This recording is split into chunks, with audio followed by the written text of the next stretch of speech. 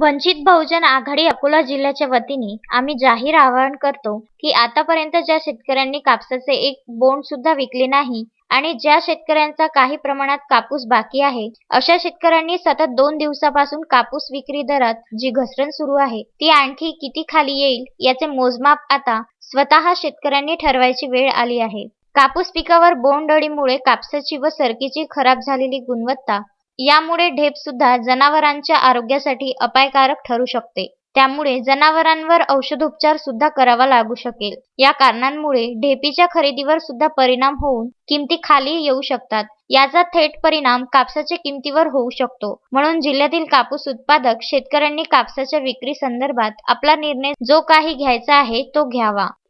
अकोला जिल्हा वंचित बहुजन आघाडीच्या वतीने व श्रद्धेय बाळासाहेब आंबेडकर यांच्या आदेशान्वये अकोला जिल्ह्यातील ज्या शेतकऱ्यांनी आतापर्यंत कापसाचं बोंड सुद्धा विकलं नाही आणि ज्यांचा कापूस शिल्लक आहे, अशा शेतकऱ्यांनी आपल्या कापसाच्या बाबतीत आता स्वतः निर्णय घ्यायची वेळ आलेली आहे.